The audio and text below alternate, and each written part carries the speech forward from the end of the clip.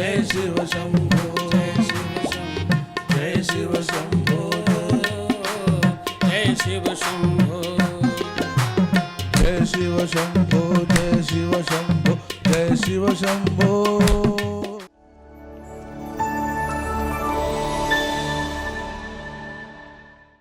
ओम नमः शिवाय ओम नमः शिवाय ओम नमः शिवाय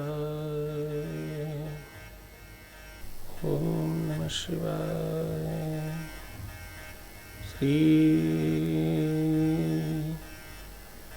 पार्वती पतये हर हर हर शंभु हर हर हर शंभु हर शंभु हर हर शंभु हर शंभु हर हर शंभु हर शंभु हर हर शंभु हर हर शंभु हर हर शंभु हर हर हर हर हर शंभु।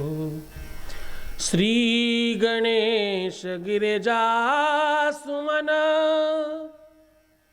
मंगल मूल सुजान कहत अयोध्या दास तुम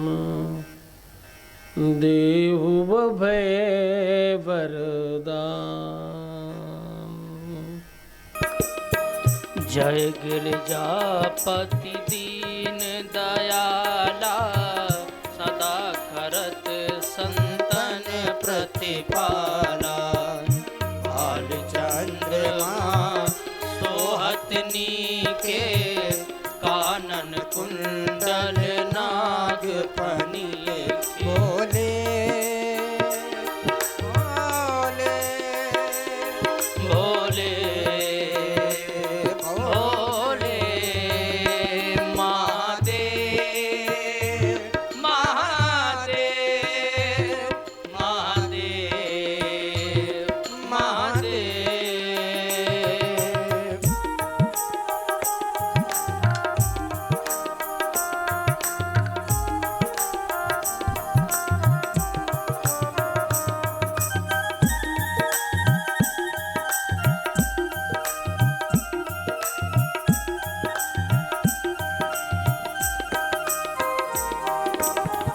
अंग गौर सिर गंग बहाए मुंड माल तन छार लगाए। वस खाल बागंबर सोहे छवि को देखे नाग मुनि मोहे। मैना मातु की हवे दुलारी बाम अंग सोहत छवि न्यारी। महादेव महादेव महादेव महादेव महादेव हो महादेव महादेव महादेव शंभो।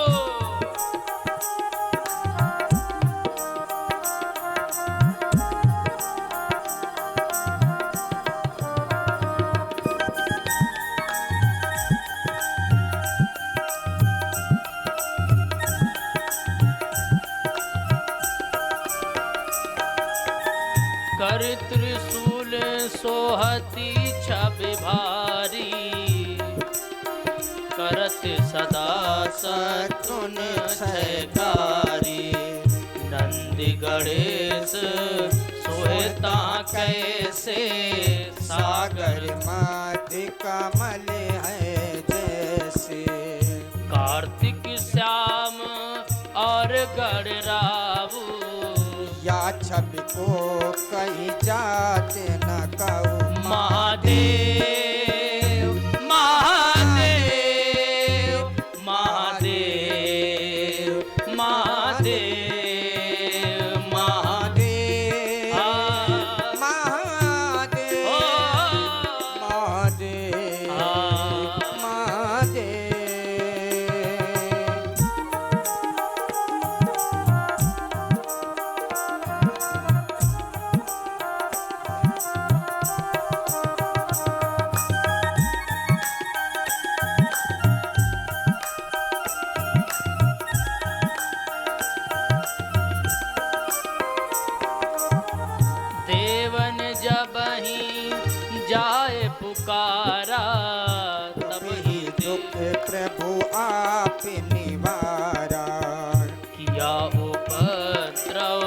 तारक भारी।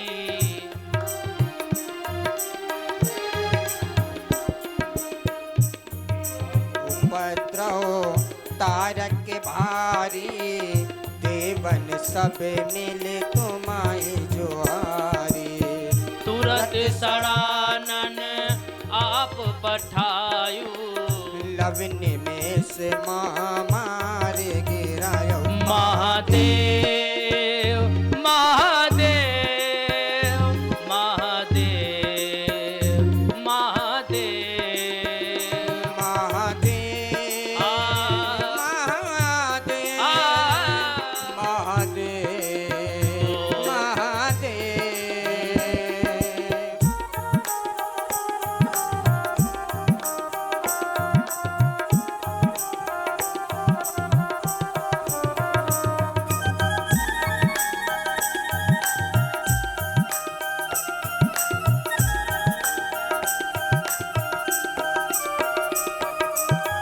आप जलंधर असुर सहारा, सुयस तुम्हारे विदित संसारा। त्रिपुरासुर सन युद्ध मचाई, सबहि कृपा कर लीन बचाई। किया तपहि भागीरथ भारी, पूरब प्रतिज्ञा सुपुरारी। दानिन मातु में सम को नाही, सेवक स्तुति करते सदाई। आप जलंधर असुर सहारा, सुयस तुम्हारे विदित संसारा। त्रिपुरासुर सन युद्ध मचाई, सबहि कृपा कर लीन बचाई। महादेव महादेव महादेव महादेव महादेव महादेव ओ महादेव आ महादेव।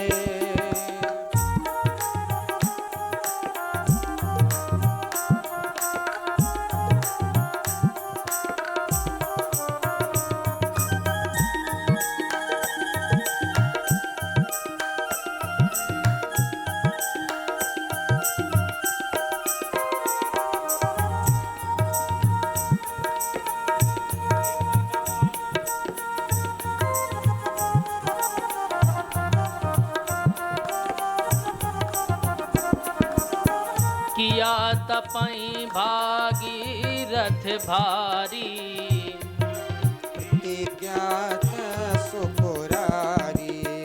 दानिन माँ तुम समुको नाही, सेवक स्तुति करत सदाई।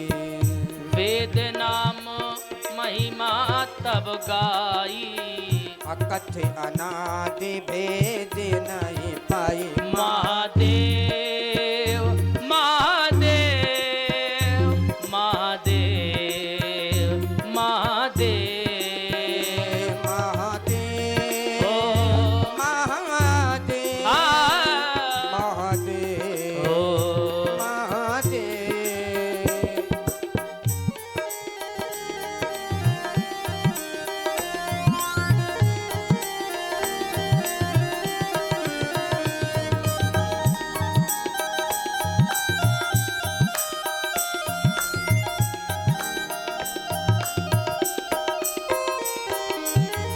प्रगति उधई मंथन में ज्वाला, जरे सुरासुर भये बिहाला। कीन्ही दया तहाँ करी सहाई, नीलकंठ तब नाम कहाई। पूजन रामचंद्र जब कीन्हा, जीत के लंक विभीषण दिना। महादेव महादेव महादेव महादेव महादेव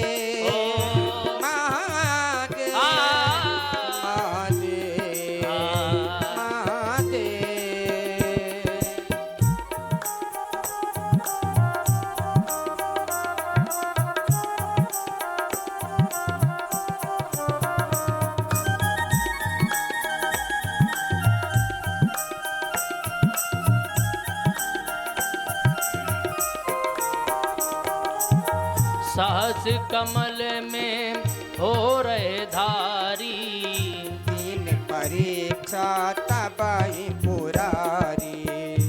एक कमल प्रभु राख्यो जोई, कमल नयन पूजन चासोई।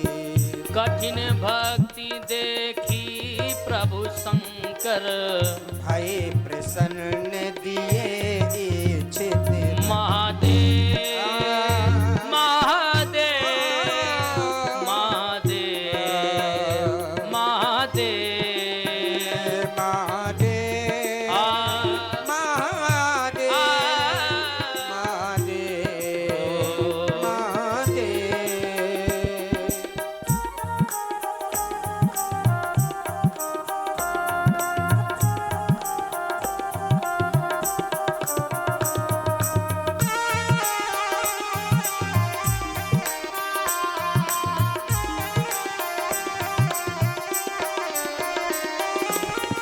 जय जय जय अनंत अविनाशी, करत कृपा सबके घटवासी। दुष्ट सकल नीति मोहि सतावे, मत रहे मोहि चैन न आवे। त्राहि त्राहि मैं नाथ पुकारो, यही अवसर मोहि आने उबारो। महादेव महादेव महादेव महादेव महादेव महादेव महादेव महादेव।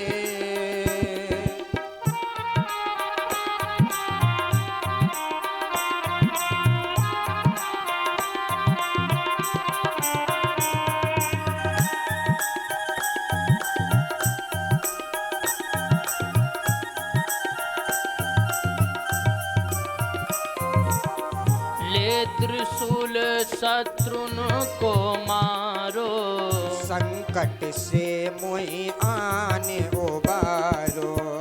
मात पिता भ्राता सब होई, संकट में पूछत नहीं कोई।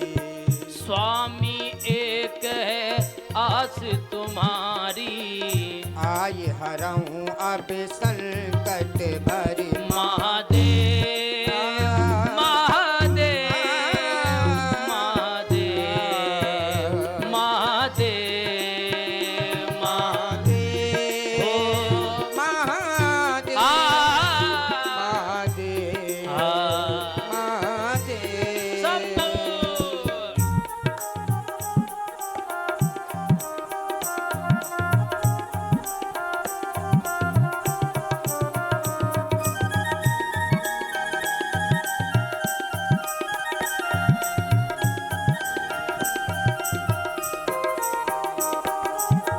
धन निर्धन को देत सदा ही, जो कोई जांचे सो फल पाही।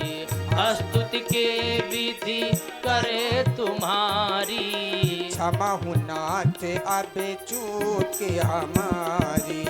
शंकर हो संकट के नाशन, मंगल कारण विघ्न विनाश। महादेव महादेव महादेव महादेव महादेव महादेव महादेव महादेव।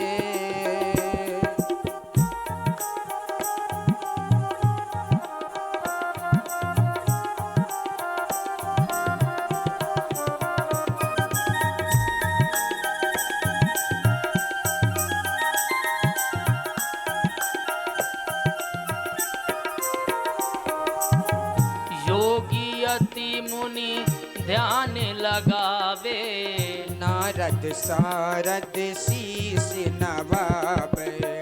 नमो नमो जय नमः शिवाय। सूर्य ब्रह्मादि के पार न पाए। जोया पाठ करे मन लाई। तापर होत शंभु सहाय। महादेव महादेव महादेव महादेव महादेव महादेव महादेव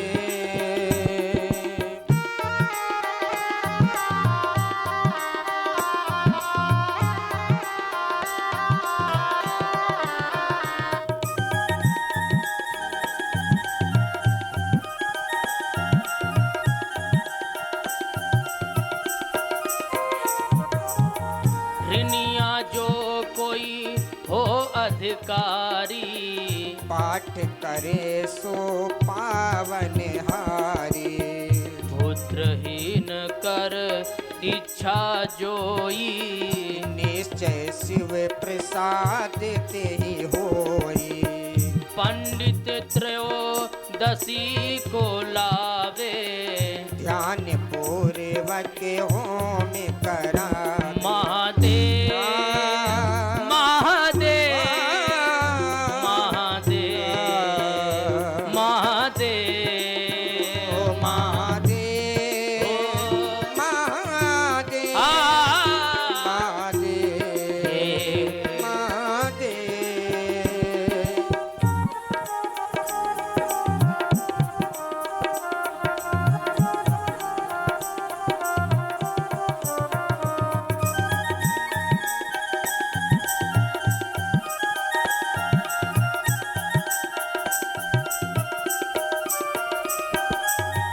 त्रयोदशी व्रत करे हमेशा।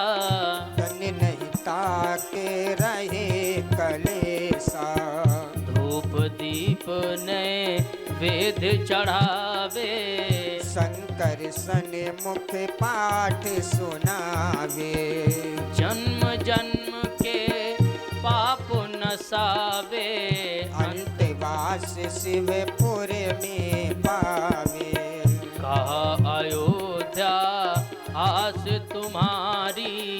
जान सकल दुख हरहूँ हमारी। महादेव महादेव महादेव महादेव महादेव ओ महादेव महादेव ओ महादेव महादेव महादेव महादेव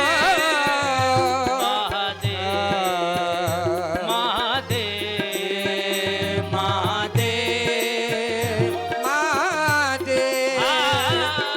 महादेव महादेव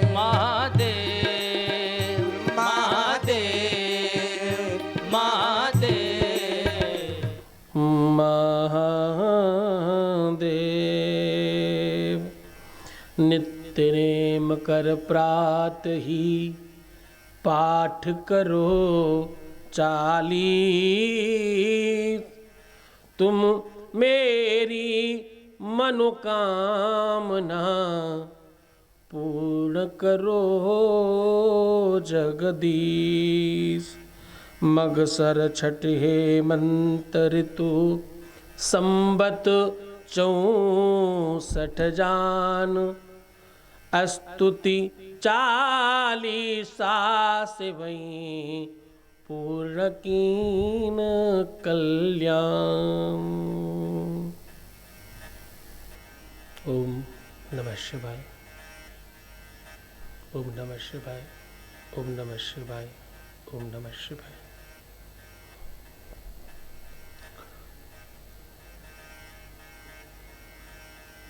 परमपिता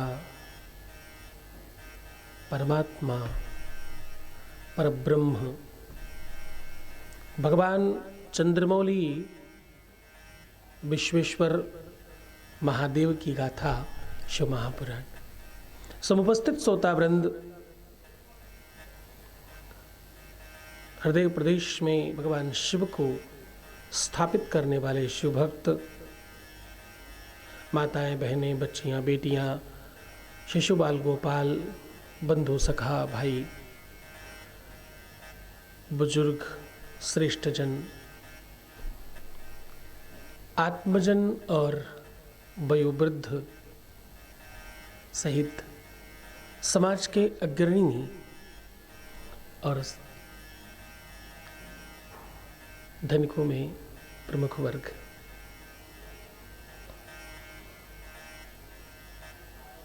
पत्रकार बंधु और विज्ञ शिक्षित श्रुतिधारी आचार्य वृंद, संत महंत ऋषि महात्मा अमलात्मा योगी यति मुनि इत्यादि, सरस्वती के लाडले संगीत के उपासक, साधक, संगीतज्ञ इत्यादि एवं समस्त भगवत प्रेमियों, आप सबको बहुत प्रणाम करता हूँ। शिव महापुराण एक विश्व की अलौकिक शक्ति का नाम है। श्रेष्ठ कहें, अलौकिक कहें, अद्भुत कहें, ये एक ऐसा एहसास उत्पन्न करने की भावना है जिसमें मानो स्वयं भगवान शिव आपके जीवन में प्रवेश कर रहे हो। शिव महापुराण की समस्त गाथाएं जीवनोपयोगी तो हैं ही, आपकी आत्मा को श्रेष्ठ बल प्रदान करने के लिए, आपको और बौद्धिक और श्रेष्ठ बनाने के लिए शिव महापुराण सबसे महत्वपूर्ण पुराण है। इस कथा में जिनका मन लगता है उन सब श्रेष्ठ जनों के हृदय प्रदेश में मेरा बाबा स्वयं वास करता है। तुम जरा जरा सी चीजों में परेशान हो जाते हो, तुम्हें लगता है कि तुम्हारे पास धन नहीं है, तुम्हारे पास वैभव नहीं है, तुम्हारे पास कभी संपदा कम लगती है तुमको, तुम कभी धनिकों में तुम अपने आप को कमजोर मानने लगते हो और बहुत दुखी हो जाते हो। तुम्हें दुख के कोई भी कारण मिले तुम सहज पकड़ लेते हो। दुख का कोई भी कारण, दुख का कोई भी स्वरूप, दुख का कोई भी रूप आप तत्काल ग्रहण कर लेते हैं, आप उसमें विलंब नहीं करते। आपको सुख याद रहे न रहे, आपको दुख याद रहता है। कोई तन दुखी, कोई मन दुखी, कोई धन बिन रहत उदास, थोड़े थोड़े सब दुखी, सुखी बाबा के दास, सुखी परमात्मा के दास, सुखी हैं शंकर के दास। शंकर के भक्त, शिव के भक्त, बाबा के भक्त सुखी हैं, बाकी सबको कोई न कोई बात की दुखी है। सब किसी न किसी बात को लेकर के दुख अपने अंदर मानते हैं। मकान अपना हो तो उसमें कमियां लगती हैं,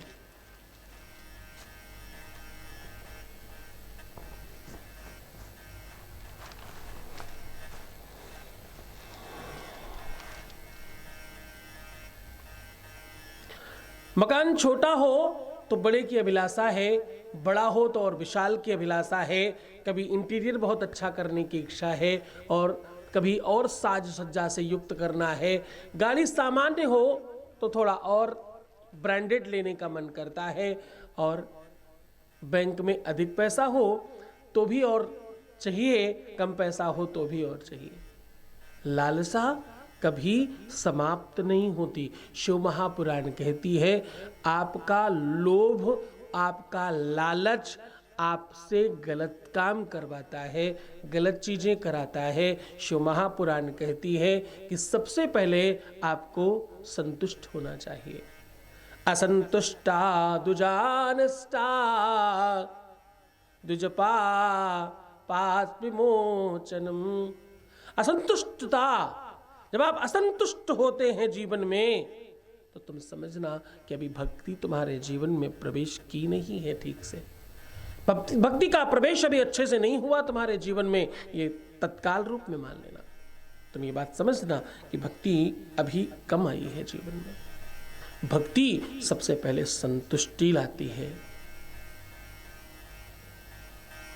जाहि विधि राखे राम ताहि विधि रही है।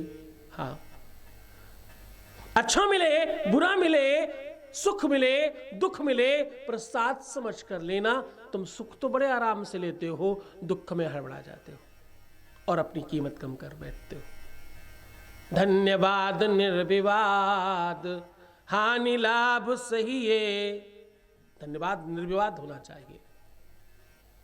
महलों में राखे चाहे झोपड़ी में बास दे, चाहे कैसे भी रखे, हर बात में हर हाल में धन्यवाद। क्यों? तुमसे अगर ज्यादा सुखी कोई है तो सत्य मानना तुमसे ज्यादा दुखी भी कोई है। हाँ, कोई अगर तुमसे ज्यादा सुखी है तो तुमसे ज्यादा दुखी भी कोई दूसरा बैठा है बगल में, उसका भी तो देखो। तुम्हारे दोनों हाथ हो सकते हैं, कोई बेचारा ऐसा भी हो सकता है जिसका एक हाथ नहीं हो। तुम्हारे दोनों पैर हैं, हो सकता है किसी का एक पैर ना हो, किसी के दोनों ही पैर बेचारों के ना हो। परमात्मा ने जो दिया है, बाबा ने जो दिया है, शंकर ने जो दिया है, उसे प्रसाद मानकर अभिमान करो, गर्व करो इस बात पर कि भगवान ने। अभिमान करना है तो किस पर? तुम अभिमान करते हो अपने साधन पर, तुम्हें अभिमान होना चाहिए अपनी साधना पर। हाँ, तुम अभिमान किस पे करते हो?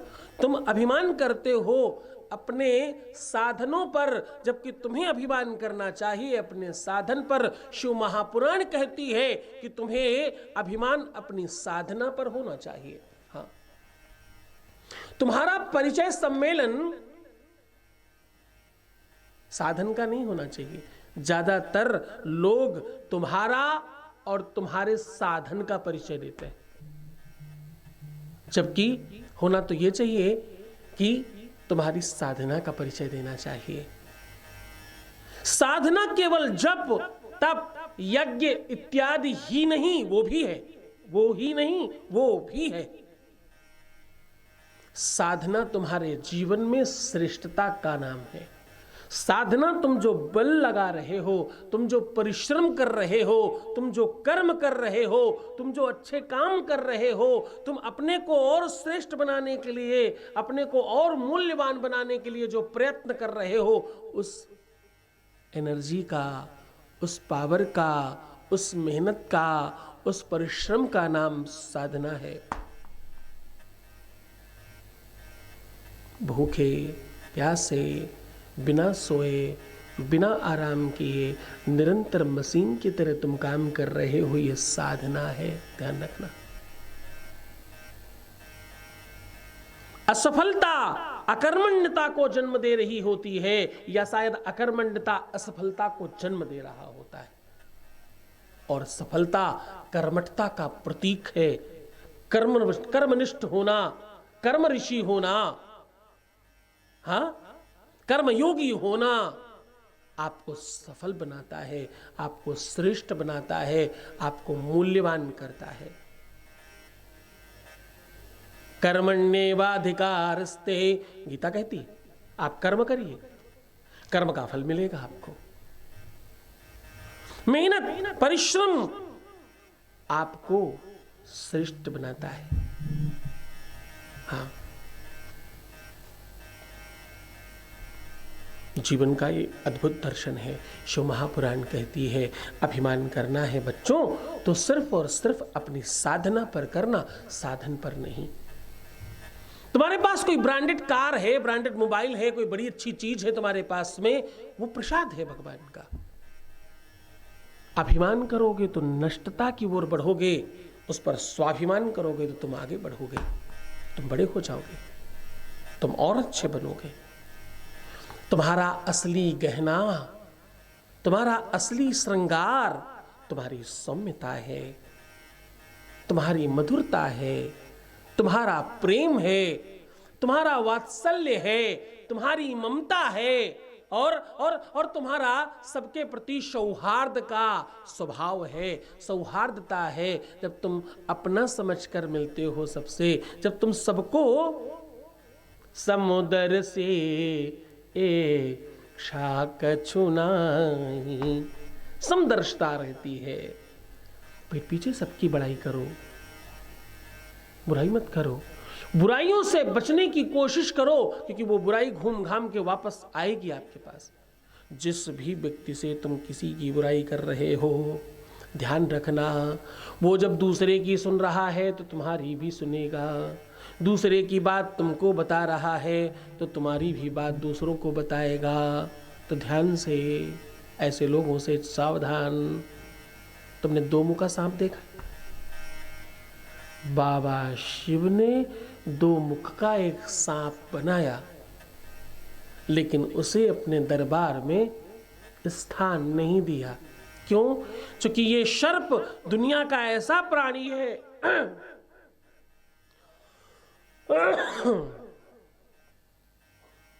क्योंकि ये सर्प दुनिया का ऐसा प्राणी है जो 6 महीने एक तरफ के मुंह से खाना खाता है, दूसरे 6 महीने दूसरे मुंह से खाना खाता है। इसके दोनों तरफ मुंह होता है, वरना सर्प को तो एक ही तरफ मुंह होता है, इसके दोनों छोरों में मुंह होते हैं। बहुत सारे इंसान उसी प्रवृत्ति में पाए जाते हैं।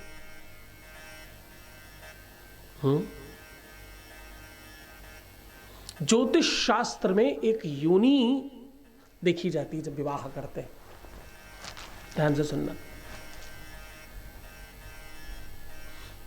ज्योतिष शास्त्र, चरक संगीता और विद्वेषण संगीता में इसका उपाख्यान आया है शिव महापुराण के अंतर्गत, कि ज्योतिष शास्त्र में,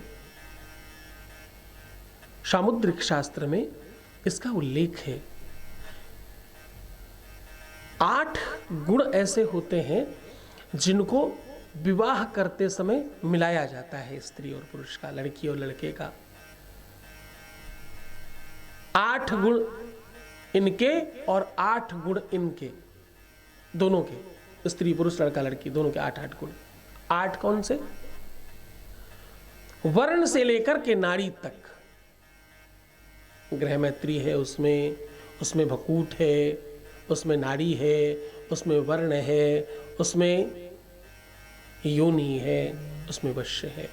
इस प्रकार से 8 गुण हैं और 8 गुणों को अलग अलग नंबर दिए गए हैं।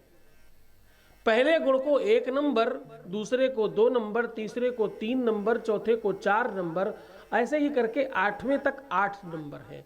अगर आप इसी श्रृंखला में काउंट करेंगे, गिनेंगे, तो 1 2 3 4 तक 8 तक लिख लीजिए। फिर जब उसको आप कैलकुलेट करेंगे, एक करेंगे, योग करेंगे, तो आपको 36 मिलेगा। 36 गुण होते हैं टोटल। पहले गुण का 1 नंबर, दूसरे गुण के 2 नंबर, तीसरे गुण के 3 नंबर, इस प्रकार से गिनते चले जाओ 8 तक। तो 1 और 2 3 है ना, 3 और 3 6, 6 और 4 10, ऐसे आप काउंट करते चले आओगे अगर, तो आप देखोगे कि आपको 36 नंबर मिल रहा है। 36 गुण होते हैं टोटल। उसमें एक होता है योनि गुण। उस योनि में महिष, वानर, हर योनि दिखती है कि वो इंसान किसके प्रवृत्ति के आधार पर काम करता है, कैसी प्रवृत्ति है उसकी, ज्योतिष में देखकर जाना जा सकता है। लग्न इत्यादि देखकर लोग जान जाते हैं इसका स्वभाव, इसका नेचर, इसका व्यक्तित्व कैसा है। शिव महापुराण की चरक संगीता कहती है कि लोगों के मुख से, चेहरे से किसी न किसी पशु, किसी न किसी जानवर की आकृति मैच करती है। आकृति मिलती है, उस इंसान के अंदर वैसा ही स्वभाव होगा और वो वैसा ही जीवन यापन करेगा, उसी तरीके से उसका जीवन चलेगा, वो उसी आधार पर चलता रहेगा जीवन भर, उससे अलग थलग नहीं होगा वो। तो आप ध्यान रखना, स्वभाव ऐसा बनाओ किसी से भी किसी की बुराई करनी ही नहीं है। और तुम ध्यान रखना, तुम्हें लगता है तुम कभी कभी सच बोलने के चक्कर में भी कुछ कह जाते हो, एक्चुअली ये भी एक तरह की बुराई है।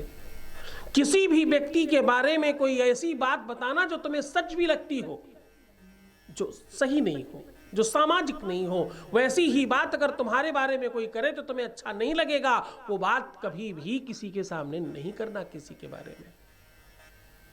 शिव महापुराण कहती है ऐसा करने से आपको कई प्रकार के पाप लगते हैं, ऐसा करने से आपकी उन्नति घटने लगती है, ऐसा करने से आपका बल कम हो जाता है, सामाजिक उत्थान आपका नहीं हो पाता और आप कमजोर हो जाते हैं।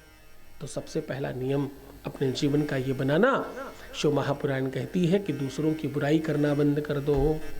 हाँ, और सच बोलना भी, वो वाला सच कौन सा जो तुम्हें लगता है इनके बारे में, अरे तुम्हें क्या पता, इनके तो पहले भी एक शादी हो चुकी है, अरे इनके यहाँ पहले तो कुछ नहीं था, अब जाकर के ये बहुत बड़े आदमी हो गए, अब तो पहले कुछ नहीं था, बहुत छोटे थे, बहुत सामान्य थे। ये सब बुराइयां हैं, तुम्हें लगता है ये सच है, तुम तो सच्ची बता रहे हो, तुम तो कहानी बता रहे हो उनकी। नहीं नहीं नहीं, महिमा मंडन करने की कोशिश करो कि नहीं नहीं बड़ी मेहनत किया है, बहुत परिश्रम किया है, कहने का ढंग है ना, बहुत मेहनत किया है, बड़ा परिश्रम किया है, बहुत परिश्रम से यहां तक पहुंचे बेचारे, बहुत अच्छे लोग हैं।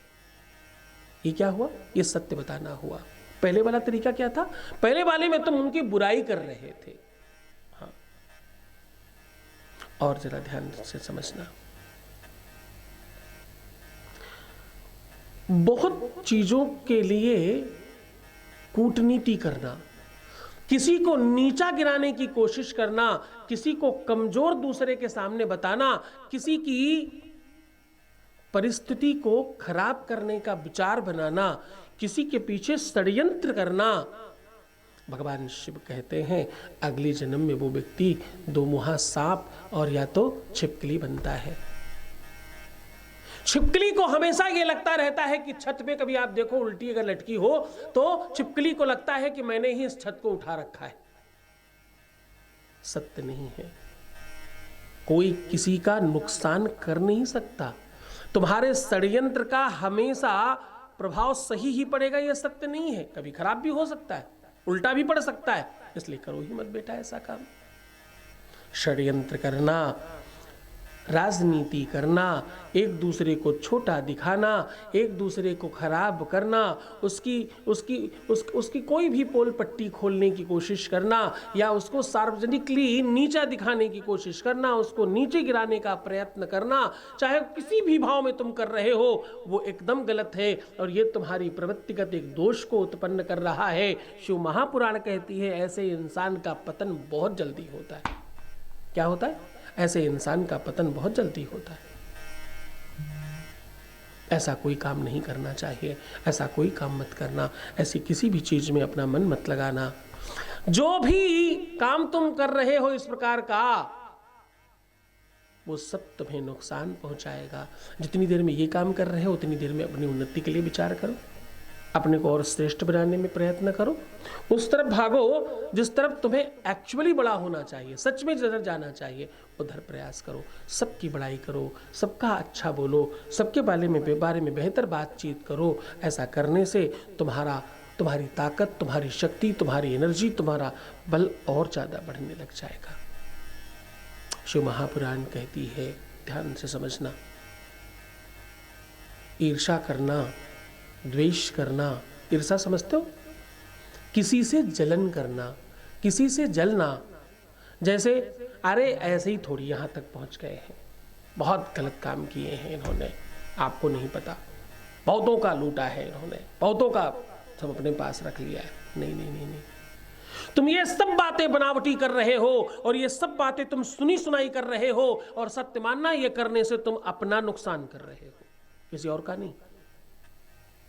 जिसने जैसे भी बनाया हो तुम साक्षी नहीं हो उसके, तुम गवाह नहीं हो उसके।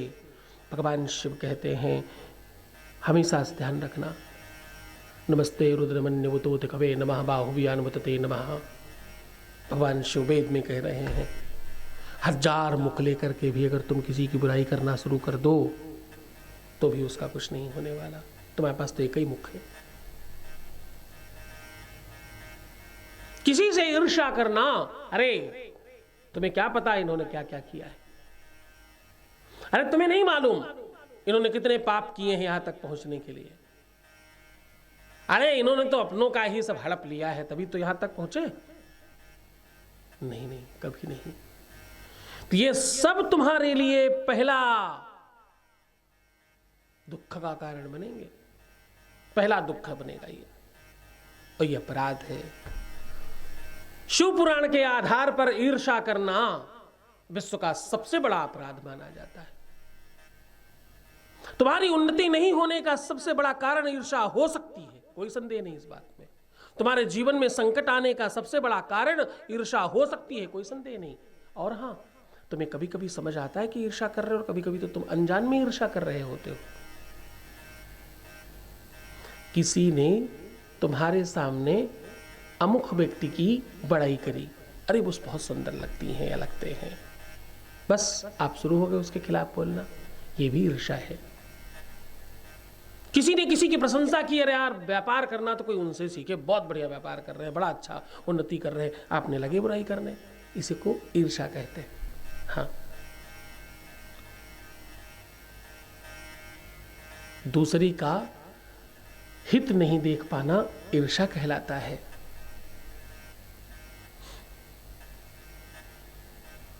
देख न सकहीं पराय विभूति, ऐसा वेद कहता है, ऐसा शास्त्र कहता है, पंचम वेद है रामायण। देख न सकहीं पराय विभूति, शिव महापुराण कहती है जो इंसान दूसरे को देखकर खुश नहीं होता उसके जीवन में खुशियां आकर के भी चली जाती हैं। अगर आप दूसरे के सुख को, आनंद को, वैभव को देखकर प्रसन्न नहीं होते हैं, आपके जीवन में दर्शन नहीं है। इसका मतलब दर्शन शास्त्र कहता है, शिव महापुराण के सहारे बता रहा हूं तुम्हें इस बात को। ये है तो बहुत गूढ़ रहस्य, लेकिन तुम्हारे सामने सहज उजागर कर रहे हैं बाबा। बाबा शिव स्वयं इस बात को कहते हैं, जैसे ही तुम्हारा ये भाव बनेगा तुम सब खराब कर बैठोगे। तो शिव भक्तों, तुम ऐसा नहीं करना। पूरी दुनिया कर रही है, करने दो, तुम मत करना। ईर्ष्या करने से नाना प्रकार के रोग तुम्हारे शरीर में उत्पन्न होते, तुम्हें मालूम नहीं है इस बात का।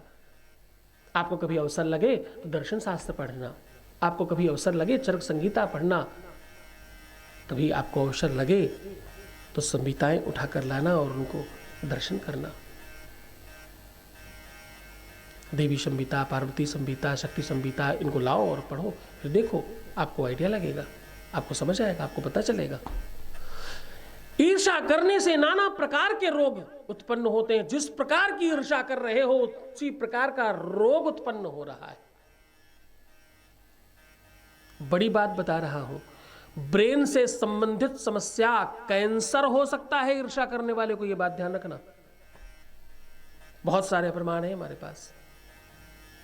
ईर्ष्या करने वाले को कैंसर हो सकता है, जलन रखने वाले की किडनी खराब हो सकती है, दूसरे की निरंतर बुराई करते रहने वाले व्यक्ति का लीवर खराब हो सकता है। ऐसी कितनी ही बीमारियां तुम अपनी आदतों से जन्म दे रहे हो, आदतों की वजह से उन बीमारियों को तुम बढ़ा रहे हो। अपने मनोयोग को पवित्र करो। तुम तो भगवान शिव का अभिषेक करने वाले लोग हो, तुम तो भगवान शिव पर जल चढ़ाने वाले लोग हो, तुम तो शैतल्यता और आनंद को बढ़ाने वाले लोग हो। तुम तो बाबा शिव को चंदन चढ़ाते हो तो तुम्हारे हाथ में अपने आप रह जाता है। इसका मतलब क्या हुआ? तुम सेंट लगाते हो, परफ्यूम लगाते हो बाबा की शिवलिंग पर, तुम्हारे हाथ में और तुम्हारे कपड़े सुगंधित हो जाते हैं। इसका मतलब क्या हुआ? इसका मतलब हुआ जब तुम कोई अच्छा काम करने जा रहे होते हो तो तुम्हारे पास उसका एहसास रह जाता है, तो ऐसे ही बुरा काम भी रह जाता होगा ना। तो नहीं करना है तुम्हें। तुम्हें द्वेष नहीं करना, तुम्हें ईर्ष्या नहीं करना, तो तुम्हें किसी से घृणा नहीं करना,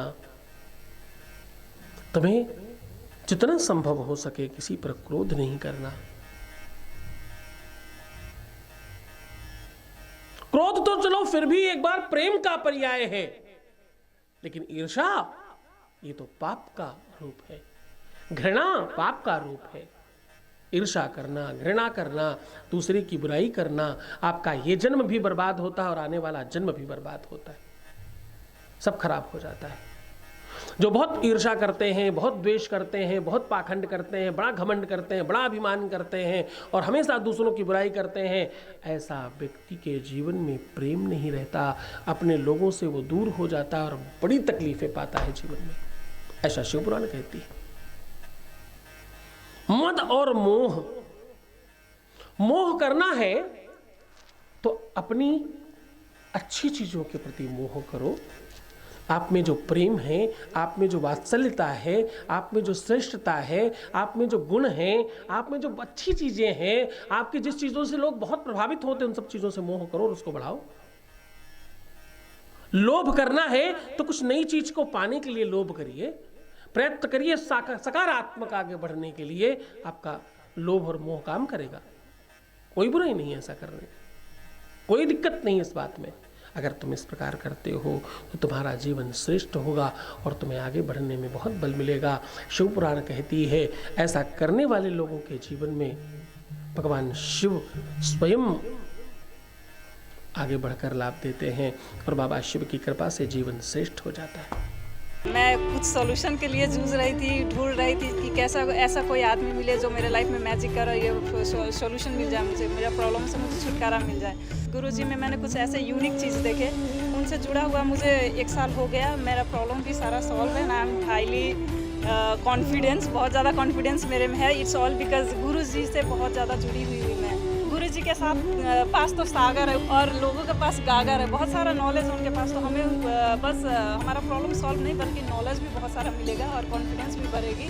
जब प्रकाश आती है तो एक पे नहीं पूरा दुनिया। जी को तो मतलब अद्वितीय है, मतलब बोलना चाहिए, कोई शब्द नहीं है उनके बोलने के लिए, अद्वितीय हैं। मैं तो उनको भगवान का ही रूप देती हूँ। मेरे जीवन में वो जो बदलाव किए हैं वो किए हैं सब उन्हीं की कृपा और उन्हीं की। मैं रामलखन पांडे, रीवा बैकुंठपुर।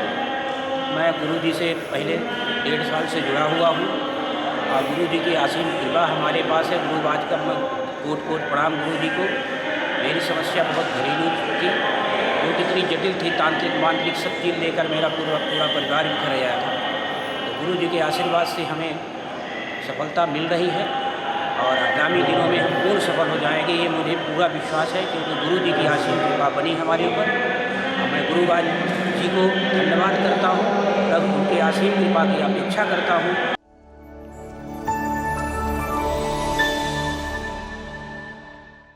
जीवन में प्रदर्शन नहीं, दर्शन चाहिए। भगवान की जब तुम पूजा कर रहे हो ना, तो साधनों की बड़ाई मत करना, साधना की बड़ाई करना और कहना बाबा आए हैं दर्श को दर्शन दो, बाबा आए हैं दरस को दर्शन दो, स्वामी आए हैं दर्श को दर्शन दो, बाबा आए हैं दरस को दर्शन दो, दर्शन दो, दर्शन दो, दर्शन दो, दर्शन दो, बाबा आए हैं दर्श को दर्शन दो, बाबा खड़े हैं दरस को दर्शन दो, बाबा आगे हैं दर्श को दर्शन दो, स्वामी खड़े हैं दरस को दर्शन दो।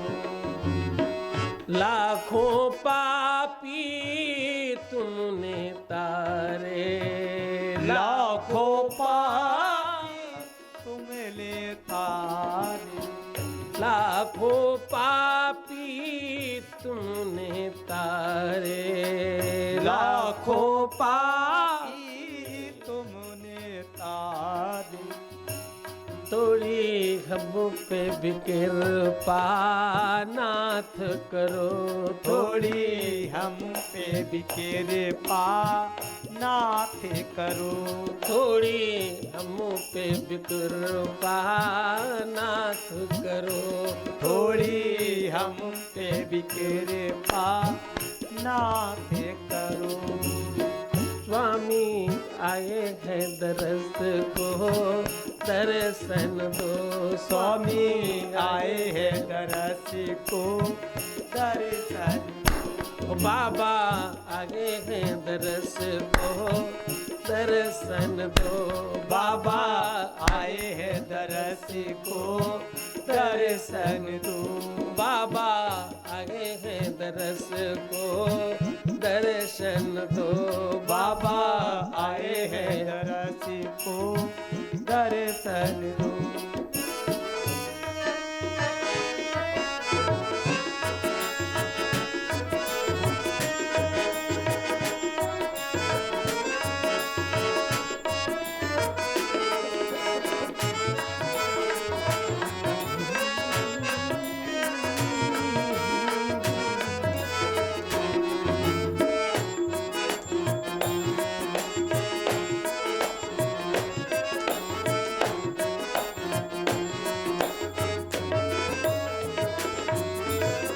सुर नर मुनि गंधर्व उतारे, सुर नर मुनि गंधर्व उतारे।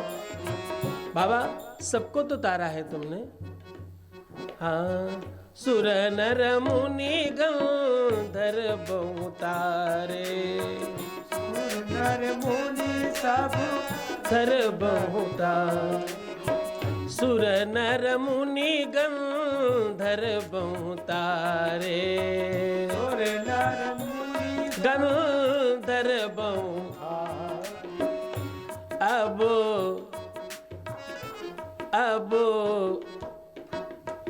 अब हम पे भी थोड़ी नाथ, थोड़ी सी प्रभु हमारी भी तो सुनो, अब हम पे भी थोड़ी कृपा करो, अब थोड़े भी थोड़ी कृपा करो, अब हम पे भी थोड़ी कृपा करो। स्वामी आए हैं दरस को दर्शन दो, स्वामी आए हैं दरस को दर्शन दो, बाबा आए हैं द्वार के,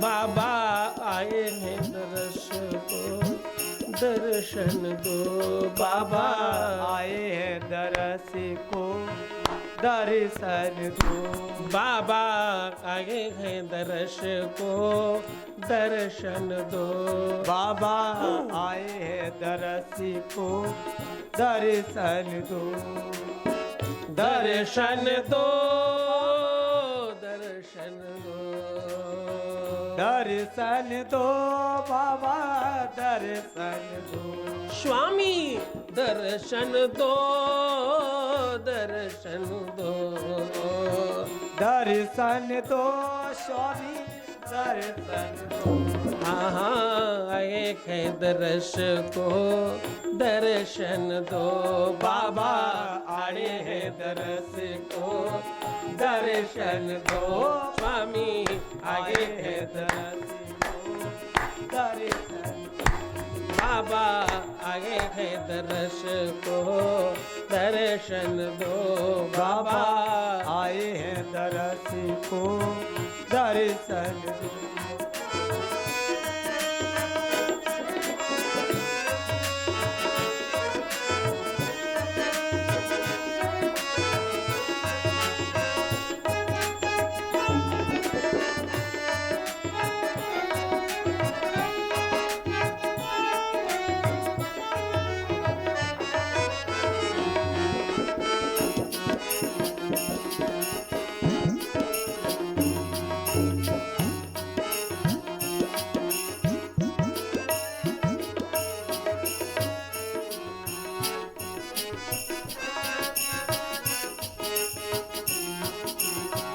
तुम शादानी जग में नाही, तुम सादानी जग में नाही, तुम सा कृपालु जग में नाही, तुम सा कृपालु जग में नाही, तुम सा कृपालु जग में नाही, तुम सा कृपालु जग में नाही,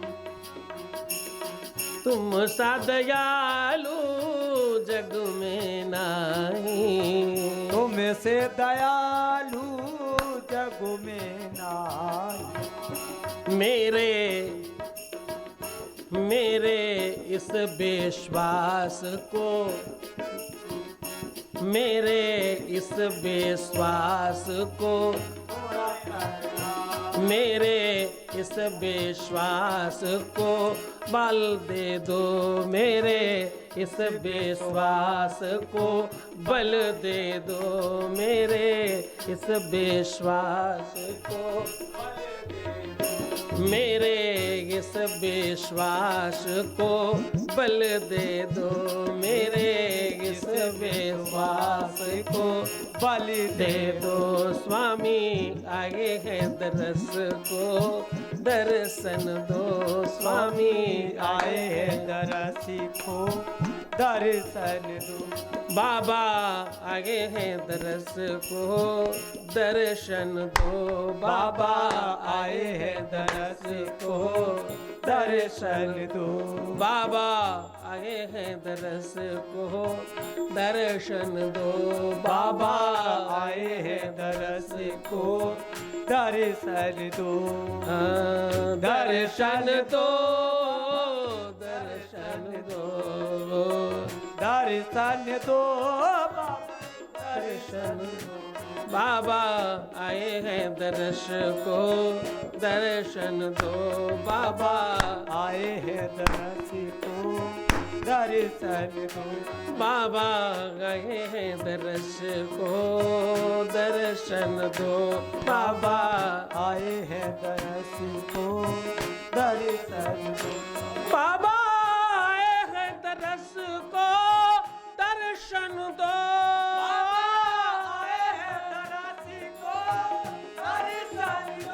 स्वामी आए हैं दर्श को दर्शन दो, स्वामी आए हैं दरस को दर्शन दो, शंभु आए हैं दर्शन दो, नाथ आए हैं दर्श को दर्शन दो, शंकर आए हैं दर्श को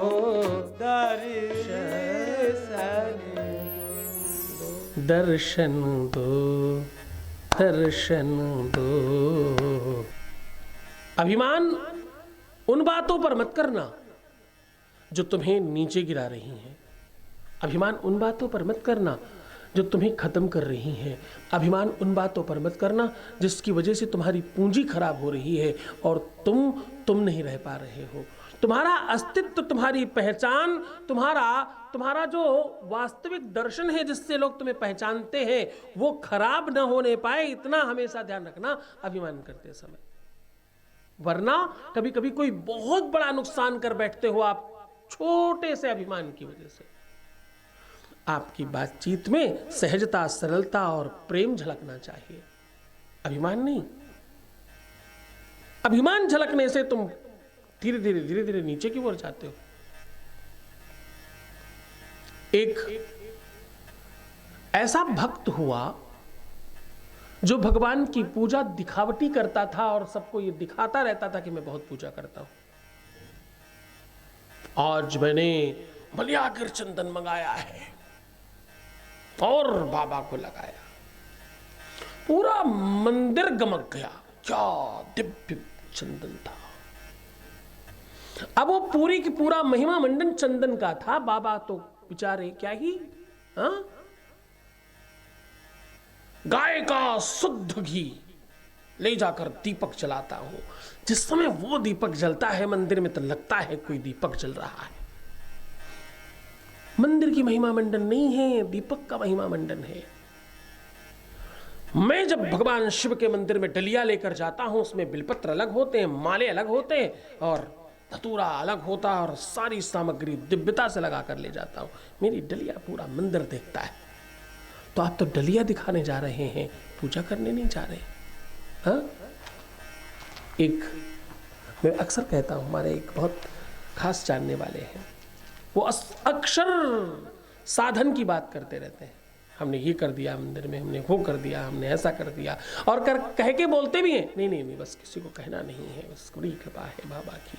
अच्छा जी सबको बता रहे हैं और कह रहे नहीं, हम किसी को बताना नहीं चाहते, ये बात कहना नहीं चाहते। ये बात प्रदर्शन हमेशा तुम्हारे दर्शन को नष्ट कर देता है। ऐसा एक भक्त हुआ, नाम था चुंबन राम।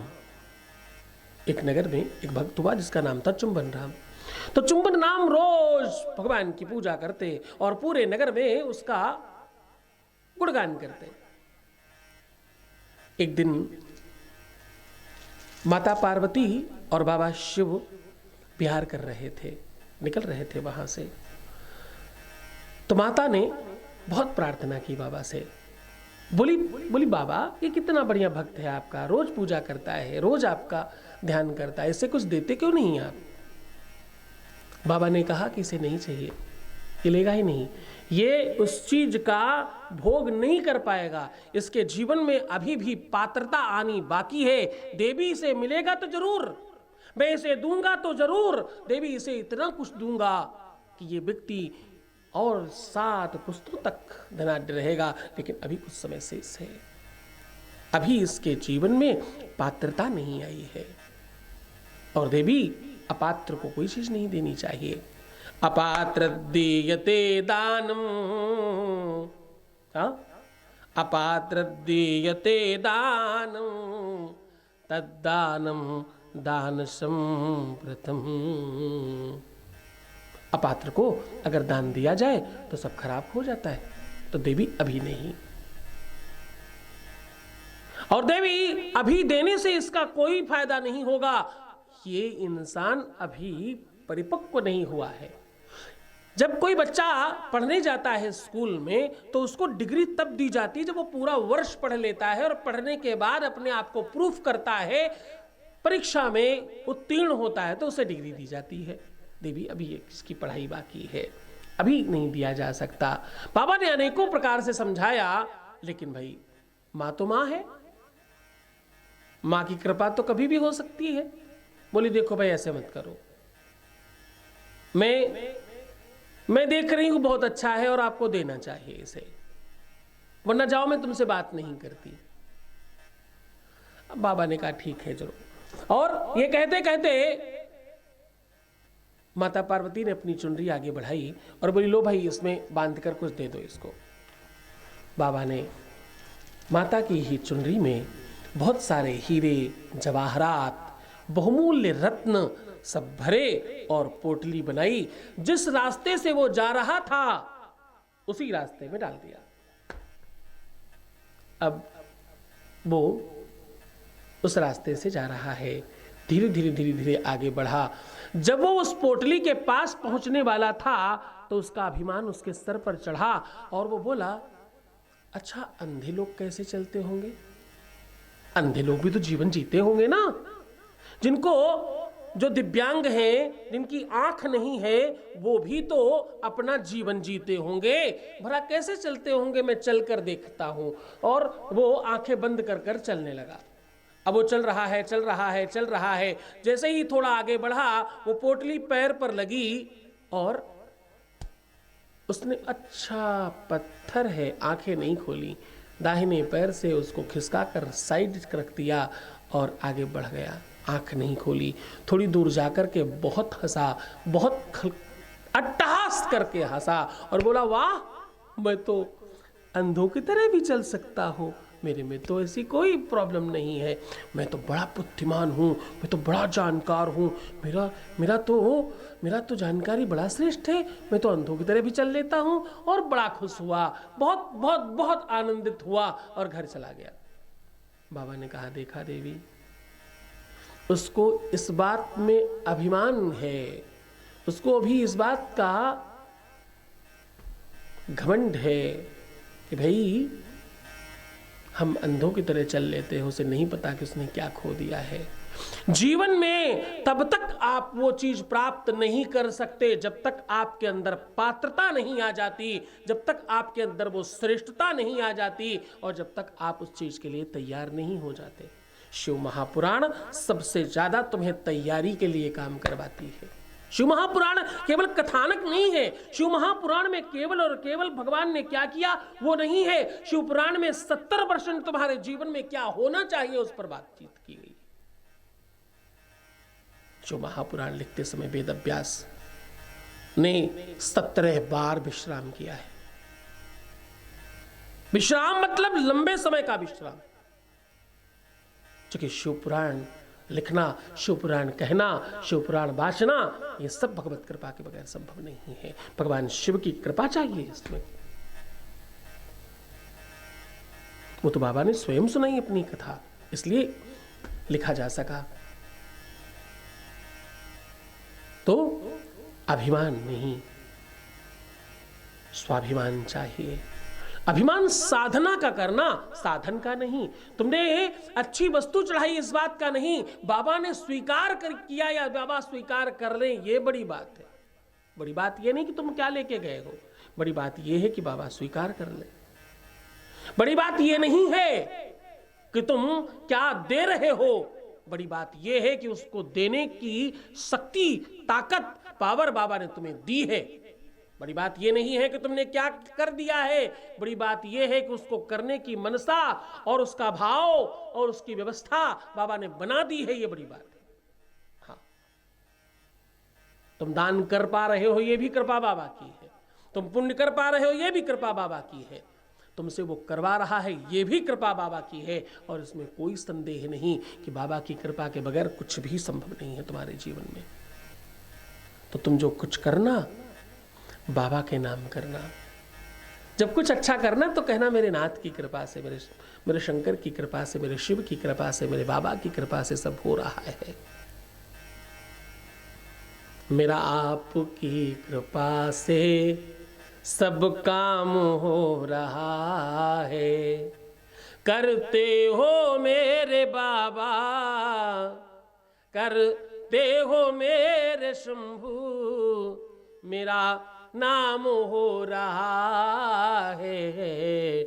मेरा आपकी दया से सब काम हो रहा है। सब आपकी वजह से हो रहा है, सब आप ही तो अच्छा कर रहे हैं।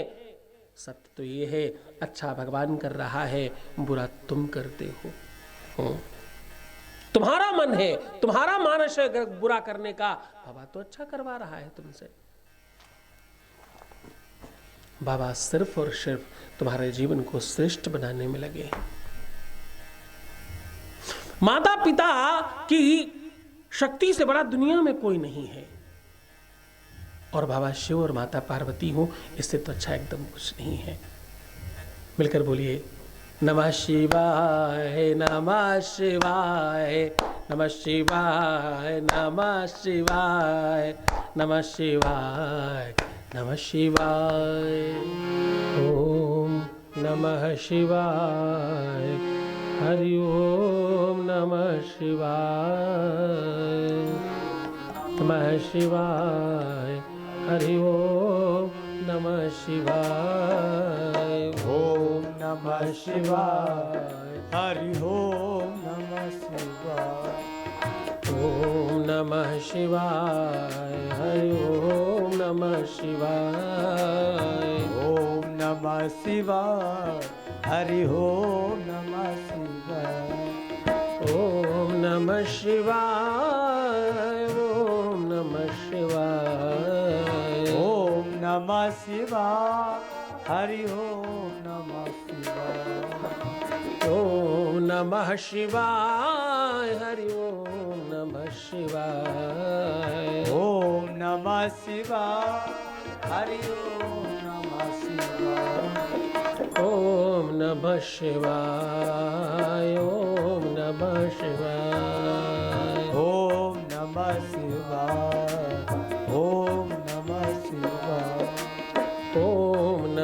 शिवाय ओम नमः शिवाय ओम नमः शिवाय हरि ओम नमः शिवाय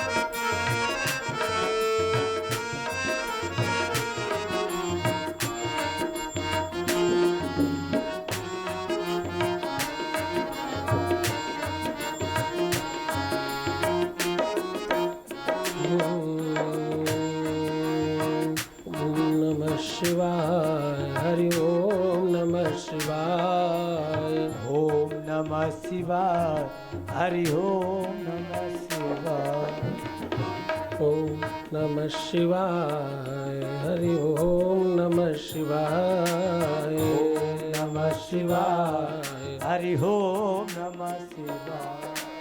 ओम नमः शिवाय हरि ओम नमः शिवाय ओम नमः शिवाय हरि ओम नमः शिवाय ओम नमः शिवाय हरि ओम नमः शिवाय ओम नमः शिवाय हरि ओम नमः शिवाय ओम नमः शिवाय हरि ओम नमः शिवाय ओम नमः शिवाय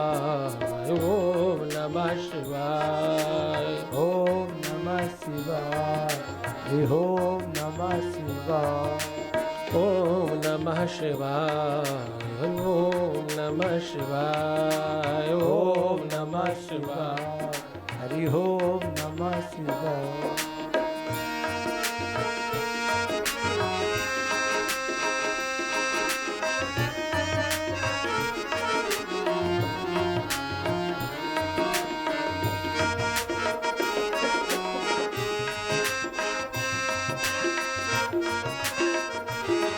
ओम नमः शिवाय ओम नमः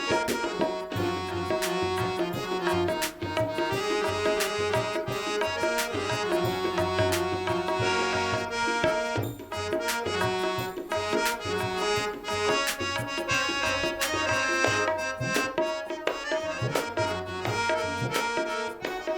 ओम नमः शिवाय हरि ओम नमः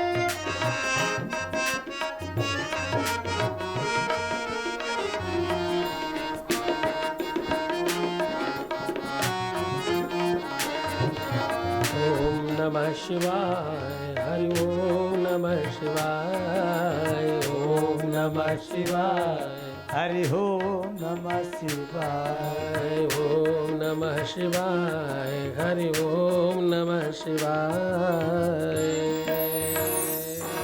जय शिव शंभो जय शिव शंभो जय शिव शंभो जय शिव शंभो जय शिव शंभो। राजस्थान की पावन धरा जयपुर में बाबा शिव की महिमा और दिव्य दरबार शक्तियों का आह्वान हो रहा है। जब तुमने उसे पहली बार चाहा था तो मैं नहीं था, तुम बीच में आए और उसके बावजूद मैं कह रहा हूँ कि मैं तुम्हें दूंगा। तुम्हारे विश्वास पर मुझे विश्वास। आप दिनांक 27, 28 और 29 सितंबर को सादर आमंत्रित हैं। स्थान है दीप स्मृति ऑडिटोरियम, शिप्रा पथ, मानसरोवर, जयपुर, राजस्थान। संपर्क करें। नंबर है 9936601255 9936601255। श्री सद्गुरुनाथ जी महाराज के प्रकल्पों में सबसे महत्वपूर्ण है आध्यात्मिक शिव नगरी की स्थापना एवं बाबा शिव की महिमा कथा एवं गौ सेवा, वृद्धा आश्रम, शिशु बाल विकास, अन्न क्षेत्र, भोजन वितरण, गरीब कन्याओं का विवाह, निर्धनों को रोजगार की व्यवस्था के साथ साथ हॉस्पिटल, योग्य क्षेत्र, आयुर्वेद धाम, ध्यान भवन, सत्संग भवन, सेवा धाम, विश्रामालय, वेद विद्यालय एवं संग्रहालय, अनुसंधान भवन, रिसर्च सेंटर, ग्रंथालय और 27 नक्षत्रों के वृक्ष, भव्य प्रेमेश्वर महादेव की प्रतिमा, शिव परिवार मंदिर का भी निर्माण किया गया है। आपका संस्थान पूर्ण प्राकृतिक वातावरण, हरियाली और शांत प्रदायक क्षेत्र में स्थित है। यहाँ हजारों लोगों को भगवान शिव की भक्ति से जोड़ने के साथ साथ सतमार्ग पर चलना भी सिखाया जाता है। यहाँ वेद, वेदांग, पुराण, शास्त्र, ज्योतिष, आयुर्वेद इत्यादि पर रिसर्च के साथ साथ शिक्षा का भी प्रबंध है। यहाँ रहने का अनुभव वैसा ही है जैसे शिव भक्त रहना चाहते हैं। आप इन प्रकल्पों से जुड़ने के लिए, दान के लिए संपर्क करें 9936601255। अधिक जानकारी के लिए 8447832114।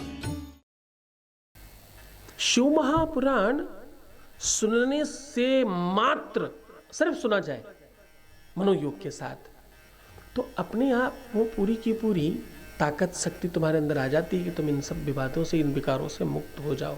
इसलिए कहता हूँ कि शिव महापुराण सुनते रहो, इसलिए कहता हूँ कि शिव पुराण में अपना मन लगाओ, इसलिए कहता हूँ इस कथा में अपने आप को जोड़ने की कोशिश करो, इसलिए कहता हूँ कि इस कथा से अपने को, अपनों को और अपने लोगों को, अपने इष्ट मित्रों को, अपने खास लोगों को जोड़ने का प्रयत्न करो, क्योंकि यही वो कथा है जिससे तुम्हारा, तुम्हारे लोगों का और तुम्हारे चाहने वालों का सबका कल्याण होगा एक साथ। अगर सामूहिक उत्थान चाहिए तो शिव महापुराण चाहिए, सामूहिक ग्रोथ चाहिए तो शिव महापुराण चाहिए। अगर संसार में सुसंस्कारित जीवन किसी को चाहिए तो शिव महापुराण से सीखने को मिलता है।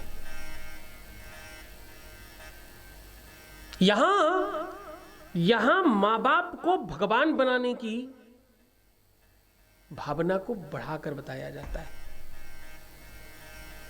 यहां मां बाप को परमात्मा की तरह पूजा करने वाले व्यक्ति को प्रथम पूज्य बनाया जा सकता है, इस बात का दर्शन है। भगवान शिव के 2 पुत्र हैं, आप सबको पता है। कम लोगों को पता है बाबा शिव की पुत्रियों के बारे में। पुत्री नहीं कह रहा हूं, पुत्रियों के बारे में। बाबा शिव के 2 पुत्र हैं, एक का नाम है कार्तिकेय, इनके 6 मुख हैं, इसलिए इन्हें सदानंद भी कहा जाता है, क्योंकि ये सेनाध्यक्ष हैं देवताओं के। देवताओं पर जब भी कोई संकट आता है तो कार्तिकेय भगवान की कृपा से वो उससे मुक्त होते हैं। दूसरे पुत्र इनके छोटे वाले गणेश हैं, ये आदि गणेश हैं। शिव पार्वती विवाह में आप सुनेंगे कि शिव पार्वती के विवाह में भी गणेश जी का पूजन हुआ था। तो ये आदि गणेश हैं जो बाबा की कृपा और करुणा का आधार हैं। इसलिए बाबा के यहाँ छोटे पुत्र के रूप में जन्म लिया इन्होंने। अब ये हुआ कि श्रेष्ठ कौन है। बच्चों में अक्सर बाल विवाद होता है, बच्चों में अक्सर बाल विवाद, बात विवाद नहीं, बाल विवाद होता है आपस में। नहीं, ये तो चीज तुम्हारी अच्छी है, ये चीज तुम्हारी अच्छी है, हाँ तुम ये नहीं कर सकते, मैं कर सकता हूँ। अक्सर जब घर में बच्चे हों तो माएँ, घर में बड़े बुजुर्ग लोग एक दूसरे में कंपटीशन करा के काम करवा लेते हैं। अच्छा भाई, तुम मेरा बायां पैर दबाओ और तुम मेरा दाहिना पैर दबाओ, भाई देखते हैं कौन ज्यादा अच्छा दबाता है। अरे रे रे रे, ये तो देखो बहुत ही अच्छा दबा रहा है, अब दूसरा वाला और ताकत लगाएगा। हाँ जी मैं भी, नहीं अच्छा ये भी अच्छा दबा रहा है। अच्छा जाओ तुम ना मेरे खाने की थाली लेके आओ और तुम पानी का ग्लास लेकर के आओ। ओ देखो ये जल्दी लेकर के आ गया। हाँ, ऐसे बच्चों में संस्कार डालने के लिए भी कभी कभी बाल विनोद होता रहता है परिवार में। तो बाल विनोद हो रहा था कि कौन श्रेष्ठ है। यह विवाद कई दिनों तक बढ़ता रहा। नारद जी महाराज ने उसमें थोड़ा अपनी कृपा डाल दी बच्चों में। नारद जी की तो बात आपको पता है, जिसकी बात रद्द ना हो, ना रद्द, जिसकी बात रद्द नहीं होती। और ध्यान से समझना, विश्व में जिसको भी भगवान का दर्शन हुआ, विश्व में जिसको भी तत्काल ज्ञान मिला, विश्व में जिसे भी परमात्मा की कृपा शीघ्रता से मिली, उन सब चीज़ों के पीछे नारद जी का हाथ है। नारद को संस्कृति में ज्ञानम ददाति सह नारद कहते हैं। केवल वो तो एक मनोविनोद है कि जिसकी बात रद्द ना हो वो नारद है। नारद वो है जो ज्ञान का भंडार है। नारद वो है जो ज्ञानियों में सर्व अग्रणी है। नारद भगवत भक्त हैं। नारद को सामान्य नहीं समझा जा सकता। तो नारद ने धीरे से दोनों बच्चों को थोड़ा और तेज कर दिया, क्योंकि भगवत चरित्र में नारद हमेशा सहायक होते हैं। शिव प्रेरणा से नारद ने बच्चों को और थोड़ी आग में घी डाल दिया। ये बाल विनोद, बाल विवाद बढ़कर बाबा तक पहुंचा। कौन बड़ा है, कौन श्रेष्ठ है, कौन ज्यादा ताकतवर है, किसको ज्यादा श्रेष्ठ माना जाए, बुद्धि में, ज्ञान में, दल में, बल में, सब में किसको श्रेष्ठ माना जाए, और पूजा किसकी पहली होनी चाहिए। बाबा ने कहा ठीक है, जो भी व्यक्ति पूरे संसार का चक्कर सबसे पहले लगाकर आ जाएगा, उसे बड़ा और श्रेष्ठ माना जाएगा। और एक चक्कर नहीं लगाना, 3 चक्कर लगाने हैं। 3 चक्कर पूरे संसार के जो भी सबसे जल्दी लगाकर आ जाएगा, क्योंकि इसमें तुम्हारी शक्ति, तुम्हारा बल और तुम्हारे बौद्धिक कौशल का दर्शन होगा। जो करके आए वो श्रेष्ठ कहलाए।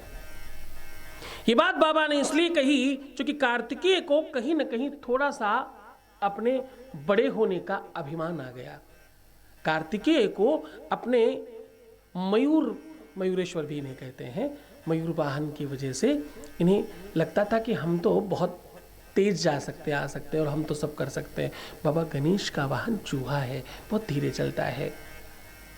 अब बात बड़ी अटपटी हो गई कि इसमें तो कार्तिकेय जीत जाएंगे, और सबसे पहले कार्तिकेय को ही लगा कि मैं जीत जाऊंगा। बोले इसमें तो मैं ही विजय होने वाला हूँ, बहुत बढ़िया। और कार्तिकेय अपने वाहन पर बैठे और उड़ पड़े। बाबा गणेश वहीं बैठे सोचते रहे, विचार करते रहे, बहुत देर तक पहले विचार किया। फिर अपने मूसक पर बैठे अपने माता पिता पार्वती और शिव दोनों को बिठाया आसन पर, और उनकी ही 3 परिक्रमाएं कर ली और प्रणाम करके बैठ गए। कार्तिकेय जी बड़ी मेहनत से, बड़ी परिश्रम से, बहुत लंबी यात्रा करके पूरे विश्व के 3 चक्कर काट कर वापस आए। देखते हैं गणेश तो यही है। तो कार्तिकेय को लगा कि गणेश ने इस कंपटीशन से, इस प्रतिस्पर्धा से, इस परीक्षा से अपने को बाहर कर लिया। तो आते ही बोले छोटे भैया बहुत अच्छा किया, आपने हार मान ली। तो बाबा मुस्कुराकर कहते हैं कि कार्तिकेय, गणेश ने हार नहीं मानी है, गणेश विजयी हुआ है। और गणेश को तो आकर बहुत समय हो गया, तुम बहुत बाद में आए हो, इसलिए गणेश को सर्वश्रेष्ठ बनाया जा रहा है और गणेश को प्रथम पूज्य बनाया जा रहा है। मैं आशीर्वाद दे रहा हूं कि गणेश को सबसे पहले दुनिया में कोई भी पूजा होने दो, कोई भी यज्ञ अनुष्ठान होने दो, कोई भी शुभ काम होने दो, सबसे पहली पूजा गणेश की होगी। कार्तिकेय को इस बात में बड़ा रोष आया। बाबा से बहुत बातें करी, यहां तक कि रूठ कर कैलाश छोड़कर दक्षिण की तरफ चले गए। जाने के पहले बोले, आप पक्षपात कर रहे हो पिताश्री, बोले तुम एक काम करना, जाते हुए देखना, अगर तुम्हें चूहे के पैरों के निशान पूरे विश्व में कहीं ना दिखाई पड़े तो मुझे बताना। पूरे विश्व के हर कोने कोने में चूहे आपको मिलेंगे और उसका निशान आपको मिलेगा। बोले ये संभव कैसे हो सकता है? मैं मयूर से गया और ये चूहे से गए और हमसे पहले आ गए। बोले ये गए नहीं, इन्होंने मान लिया मेरे माता पिता ही मेरा संसार है, इन्होंने उन्हीं का परिक्रमा कर लिया। क्योंकि जिस देहरी पर माता पिता का सम्मान नहीं होता है, दूर तलक उस देहरी के भगवान नहीं होता है। दूर तलक उस देहरी के भगवान नहीं होता है, बहुत दूर तक वहाँ भगवान नहीं होता। तो कार्तिकेय पूरा संसार माँ और बाप है। कार्तिकेय पूरे विश्व में माँ से बड़ा, माँ बाप से बड़ा कुछ और है ही नहीं। संसार की सारी चीजें माँ बाप से छोटी हैं। तुमने संसार को देखा कैसे? तुमने संसार को माना कैसे? तुमने संसार को जाना कैसे? तुम्हारे लिए संसार है कौन? तुम्हारे लिए तुम्हारे माँ बाप ही संसार है। माता पृथ्वी, पिता आसमान है। तुम्हारे लिए माता पिता संसार है।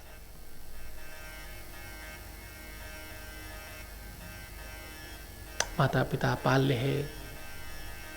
माता पिता आपके जीवन का हर वो अंग है। तुम्हारे जीवन के हर पहलू पर, हर पड़ाव पर माता पिता तुम्हारे लिए श्रेष्ठ है। माता पिता के अलावा और कुछ नहीं होता। कार्तिकेय, जो भी भक्त, जो भी व्यक्ति अपने माता पिता की पूजा करता है, अपने माता पिता को श्रेष्ठ मानकर भगवान के जैसा मानता है, उस व्यक्ति के जीवन में कभी किसी चीज की कमी आ नहीं सकती। आप देख कर देखिए, आप सब इतनी संख्या में हैं, आप देख कर देखिएगा, आप इस बात को सोच कर देखिएगा, आपके आसपास अगर कोई भी ऐसा व्यक्ति हो जो माँ बाप का बहुत अच्छा भक्त हो, उसके जीवन में किसी प्रकार की कोई कमी आपको दिखेगी नहीं। आप देख कर देख लीजिए। जो अपने माँ बाप को भगवान के जैसा पूजता हो, उस व्यक्ति के जीवन में कोई कमी नहीं रह सकती। उसे श्रेष्ठ होने से, उसे अमीर होने से, उसे बड़ा आदमी होने से, उसे उन्नति होने से, उसे श्रेष्ठ बनाने से दुनिया की कोई ताकत रोक नहीं सकती। बाबा गणेश को प्रथम पूज्य इसी भावना ने बनाया। बाबा गणेश को श्रेष्ठ इसी भावना ने बनाया। मोदक प्रिय मुद मंगल दाता, विद्या वारिधि भाग्य विधाता। ये विद्या, बुद्धि, विवेक, रिद्धि, सिद्धि, शुभ और लाभ और एकाग्रता देते हैं बाबा गणेश की पूजा करने वाले को। बाबा गणेश को कैथा चढ़ाने से आपका शुगर ठीक हो जाता है। क्या होता है? जिन लोगों को शुगर है, जो शुगर पेशेंट है, जिनका शुगर बैलेंस नहीं रहता, वो बाबा गणेश पर कैथा चढ़ा करके स्वयं भी खाना शुरू करें तो उनका शुगर ठीक हो जाता है। इंसुलिन लगनी टोटल बंद हो जाती है। करके देखिए। गणेश पुराण कहती है कि बाबा गणेश को भी शुगर थी। शिव पुराण के आधार पर अगर देखा जाए, शुगर मतलब क्या? शुगर मतलब शर्करा पुष्टिकारिका, शर्कर की मात्रा बढ़ जाना शरीर में, कैलोरी का सही से बर्न नहीं होना शरीर में शुगर को बढ़ा देता है। इतनी सी बात है। और गणेश पुराण का सबसे पहला श्लोक, गजाननम भूतगणादि सेवितम, गजाननम भूतगणादि सेवितम, कपित्थ जम्बू फलचारु भक्षणम। अगर ये मोदक खाते हैं, अगर ये लड्डू खाते हैं, तो भैया ये कपित्थ जम्बू फलचारु भक्षणम। कैथा और जामुन भी खाते हैं। कैथा, जामुन, कदली फल भी खाते हैं। इनको केला, नारियल, कैथा और जामुन पसंद है। तो जो लोग कैथा और जामुन भगवान गणेश पर चढ़ाकर खाते हैं खूब अच्छी तरीके से, उनका शुगर कभी भी नहीं बढ़ता। शुगर से संबंधित तत्काल समस्याएं समाप्त हो जाती हैं। अगर शुगर ठीक करनी है तो कैथा और जामुन गणेश को भोग लगाकर खाना शुरू कर दीजिए, आपकी शुगर पूरी तरह से ठीक हो जाएगी। और यही कैथा और जामुन अगर शिवलिंग पर जो गणेश का स्थान अर्घे में होता है,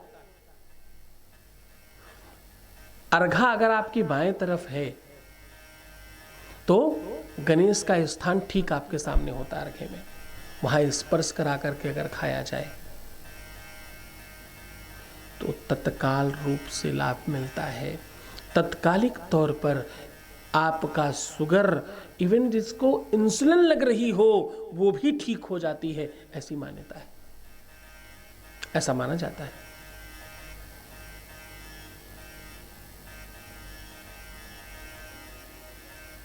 जिन लोगों की किडनी खराब हो रही है, ध्यान से समझना, ये बड़ा रोग है आज की डेट में, जिनकी किडनी खराब हो रही है, जिनको किडनी से संबंधित रोग हो रहे हैं, जिसे भी गुप्तांग से संबंधित किसी भी प्रकार का रोग हो, जिसे भी कोई ऐसा रोग हो जो सामाजिक रूप में आप बता नहीं सकते, उन सारे रोगों को ठीक करने का सबसे बड़ा साधन है भगवान गणेश को कैथा लगाकर चढ़ाकर खाना। कैथा और केला दोनों एक साथ खाने वाले व्यक्ति के जीवन में किडनी की समस्या समाप्त हो जाती है। भगवान शिव के ऊपर चढ़ी हुई बिलपत्र के पीछे की डंडी जहां पर गांठ होती है वो 7 ले लीजिए और 7 सोमवार तक खाइए। उसके बाद अपना क्रेटिनाइन चेक कर लीजिए, आपको पता लग जाएगा कि किडनी धीरे धीरे धीरे धीरे ठीक होने लग गई है। शिव महापुराण कहती है बड़े से बड़ा रोग भी समाप्त हो जाता है। भगवान शिव को बिलफल चढ़ता है और बिलपत्र चढ़ता है। जिन भी लोगों के लीवर में समस्या है, बड़ी समस्याओं पर बात कर रहा हूं, जिनको लीवर की समस्या है, जिनके पेट में किसी भी तरह की दिक्कत रहती है, वो बाबा शिव को बेल चढ़ा करके उस बेल को पान करें, भक्षण करें, उसका शरबत बनाएं, मुरब्बा बनाएं, जैसे भी चाहें, जैसी व्यवस्था हो जाए। ऐसा करने से आपके जीवन की वो समस्या समाप्त हो जाती है। छोटे छोटे बिलफल, बिल्कुल छोटे छोटे आते हैं जब स्टार्टिंग में, उन बिलफलों को बाबा शिव के ऊपर चढ़ाएं और रुद्राभिषेक कराएं, बाद में उसे प्रसाद के तौर पर ग्रहण करके लगातार निरंतर 21 दिन खा करके अगर रिपोर्ट कराई जाए तो लीवर से संबंधित समस्या समाप्त हो चुकी होगी। ऐसा भगवान शिव स्वयं कहते हैं शिवपुराण में। शिवपुराण का यह उपाय जो भी व्यक्ति मनोयोग से करेगा उसका जीवन ठीक हो जाएगा, इसमें कदाचित कोई संदेह नहीं। संकट अनेकों हैं जीवन में, संकटों के रूप भी बहुत हैं, पर ऐसा कोई संकट बड़ा नहीं है जो बाबा शिव से ज्यादा बड़ा हो। अपने संकटों को कह दो, अपनी मुसीबतों को कह दो, अपने सर पर आ रही समस्याओं को कह दो, मेरा नाथ बहुत बड़ा है, मेरा शंकर बहुत बड़ा है, मेरा बाबा बहुत बड़ा है, मेरा भोला बहुत दयालु है, मेरा भोला बड़ा कृपालु है, और भोलेनाथ की कृपा से तुम्हारा सब ठीक होने लग जाएगा। एक बार बोलो, मेरा हर पल, मेरा हर क्षण शिवमय हो रहा है और सुखमय हो रहा है।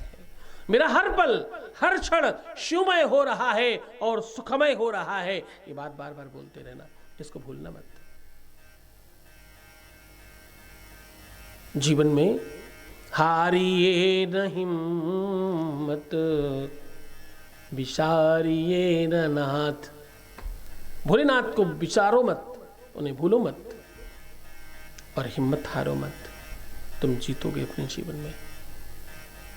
तुम जहां भी हार रहे हो, जिस भी चीजों में तुम्हें संकट आ रहा है, वो सब एक साथ ठीक हो सकता है। किस तरह से? भगवान शिव की कृपा से। ब्लड प्रेशर जिनका ठीक नहीं रहता, जिनको बहुत ब्लड प्रेशर से रिलेटेड कोई समस्या है, चाहे लो हो चाहे हाई हो, इवन गुस्सा का भी कारण एक तरीका ब्लड प्रेशर ही है। उन लोगों को बहुत गुस्सा आता है जिनका ब्लड प्रेशर हाई रहता है। ब्लड प्रेशर लो रहता हो या हाई रहता हो, आप क्या करिए, आप अच्छी मात्रा में शुद्ध और वास्तविक, रियल और असली रुद्राक्ष ले लीजिए। कम से कम 31 लीजिए और ज़्यादा से ज़्यादा 108 लीजिए। रुद्राक्ष खुले हुए लीजिए, फल के साथ ले लें तो बहुत अच्छा, उससे तो अच्छा कुछ नहीं होता। इन्हें एक बड़े बर्तन में, ताम्र बर्तन में धुलकर साफ करके रखते हैं और उसमें रोज जल भरें। संभव हो सके तो इस जल में थोड़ा सा भगवान शिव के ऊपर चढ़ा हुआ जल जरूर डालें। जब आप जल चढ़ाने जाते हैं तो थोड़ा सा बचा लाएं और इसी पात्र में डालकर रख दें, बाकी इसमें जल पड़ा रहने दें और इसी जल को पिएं। ऐसा अगर आप 7 हफ्ते कर लेंगे तो आपका ब्लड प्रेशर से रिलेटेड समस्या जीवन भर के लिए खत्म हो जाएगी। आप करके देखिए, अनुभूत प्रयोग है और निरंतर लाभ पहुंचाता है। लाभ तो सबको हो रहा है। लाभ की स्थिति इतनी प्रबल है कि हर किसी को ये बात पहुंच रही है। शिव महापुराण सुनने वालों में 96% लोगों का जीवन ठीक होने लगता है। जरा सुनिए ये क्या कह रहे हैं। मैं किस मुख से ओम नमः शुक्रिया शिवाय। अदा करूं गुरुजी। मैं जीवन भर आपकी दास बनकर रहूंगी जब तक इस जीवन में आखिरी सांस है। धन्यवाद गुरुजी, बहुत सारा धन्यवाद। आप नहीं समझ सकते, आपने एक बहन को भाई से मिलवा दिया है। आप नहीं सवाल, मेरे लिए भगवान है गुरुजी, आप मेरे लिए भगवान है। कौन कहता है कि धरती पर भगवान नहीं है? मन से बुलाइए तो समझिए तो कोई है, कोई है। ओम नमः शिवाय। बहुत आशीर्वाद, बहुत साधुवाद, बहुत धन्यवाद, बहुत सारा आशीर्वाद। भगवान शिव आपके जीवन को श्रेष्ठ करे और अच्छा बनाए। मांगने पर ही नहीं, बिना मांगे भी मिलता है। कुछ कहने पर नहीं, बिना कुछ कहे भी मिलता है। बाबा इतना दयालु है कि तुम बस सुनते रहो। श्रुतम हरति पापानि बोलते हैं, सुनने भर से चीजें ठीक होने लगती हैं। जरा देखिए क्या कह रहे हैं। गुरुजी ओम नमः को शिवाय। बहुत बहुत धन्यवाद, बहुत बहुत सारा थैंक यू गुरुजी। मुझे मेरा रिश्ता दोबारा मिला है और मोहिनी दीदी का भी बहुत सहयोग है आप। ओम नमः शिवाय। बहुत आशीर्वाद, बहुत साधुवाद, बहुत बहुत सारा शुभाशीष, बहुत साधुवाद, धन्यवाद। परमात्मा शिव तुम्हें श्रेष्ठ करे और बेहतर बनाए, आपकी हर इच्छाओं की पूर्ति करे। अभिलाषाएं पूर्ण होने के लिए बहुत आवश्यक नहीं कि तुम बहुत परेशान रहो। तुम रोते ही रहो तभी सब ठीक होगा। तुम्हारे बिना रोए भी सब ठीक हो सकता है और रोना तुम्हारा तत्काल बंद हो सकता है। तुम्हारे जीवन का बड़ा से बड़ा संकट एक क्षण में ठीक हो सकता है। जरा देखिए क्या कह रहे हैं। प्रणाम गुरुजी। ओम नमः शिवाय। गुरुजी आज मैं बहुत खुश हूँ कि उनका फोन आया। गुरुजी मैंने आपके संतान पूजा कराई और उससे मुझे बहुत लाभ हुआ। गुरुजी मेरे आशीर्वाद दो, मेरे जो काम हैं सारे बने। बहुत धन्यवाद, बहुत साधुवाद, बहुत सारा आशीर्वाद। परमात्मा शिव आपको प्रसन्न करे, आनंदित करे, सुव्यवस्थित करे और तुम्हारे जीवन को बहुत बढ़िया करे। क्या कहें, कितना कहें, कैसे कहें इस बात को कि भगवान शिव तत्काल सुनता है। शिव महापुराण सुनने वाले को तो ऐसा कुछ नहीं जो नहीं देता। जरा देखिए क्या कह रहे हैं। आपको मेरा कोटि नमः शिवाय। बहुत बड़ा ऐसे चमत्कार है गुरुजी में, सब पता नहीं सकती, सब कुछ इतना कुछ ठीक हुआ गुरुदेव के आशीर्वाद से। थैंक यू गुरुजी, धन्यवाद। आपके आशीर्वाद से ही हो रहा है ये सब, और सब कुछ ठीक हो जाएगा, मुझे पूरा यकीन है। पूरा बहुत धन्यवाद, बहुत साधुवाद, बहुत आशीर्वाद। भगवान शिव आपकी इच्छाओं की निरंतर पूर्ति करता रहे। इस उपाख्यान में भगवत कृपा तो चाहिए ही। स्मरण कीजिए आप, नमः शिवाय, नमः शिवाय, नमः शिवाय, नमः शिवाय। ओम डमरू बजाए शिव डमरू बजाए, डमरूधराय शिव डमरूधराय, डमरू धराए शिव डमरू हर हर भोले नमः शिवाय। हरि हरि भोले नमः शिवाय। ओम नमः शिवाय, ओम नमः शिवाय, नमः शिवाय, ओम नमः शिवाय। हरे हरे भोले